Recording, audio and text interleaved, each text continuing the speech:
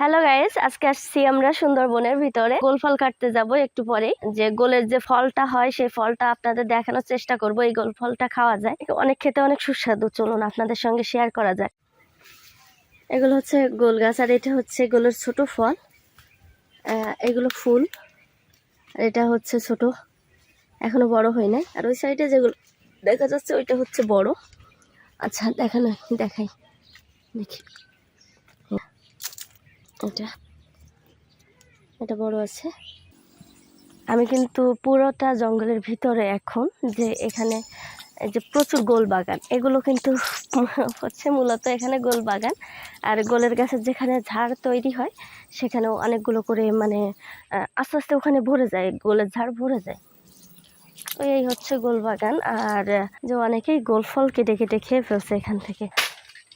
ওই যে গোল ফল ওইটা কাটতেছে, ওইটা ভালো হয়েছে বাবা বললো। আমি ঢুকবো কিনা বাবা তাই আমাকে জিজ্ঞাসা, কিন্তু আমি তো পায়ে প্রবলেম, পাটা কেটে গেছে, তো কাদায় কিভাবে নামবো বুঝতেছি না। একটাই হয়ে যাবে, থাক। এই গোল ফল খুলনায় বিক্রি হয় আমার। না না, পারবো না তো। দাও জুতা দাও আমার কাছে।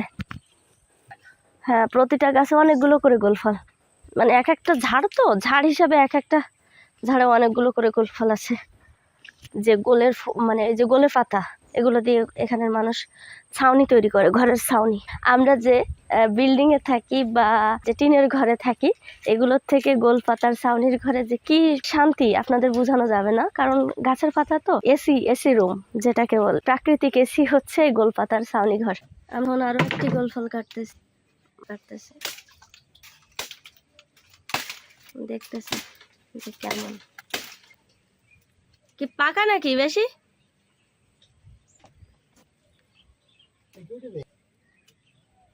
মেলা পাকাটা তো খাওয়া যাবে না।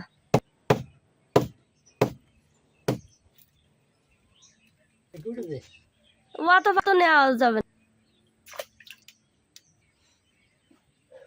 ভিতরে আছে। এটা খাওয়ার থেকে একটু শক্ত হয়ে গেছে, এজন্য এটা নেওয়া যাবে।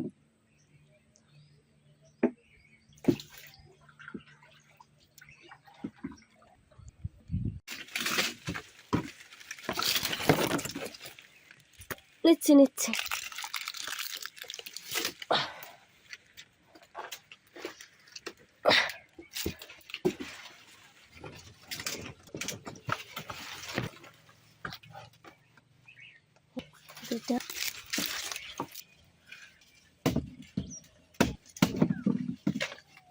শক্ত না,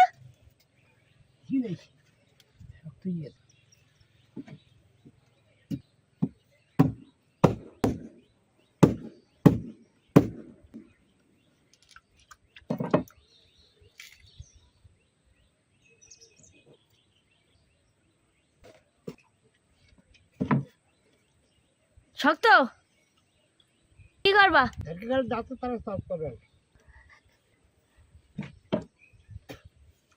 তারপরে চলো,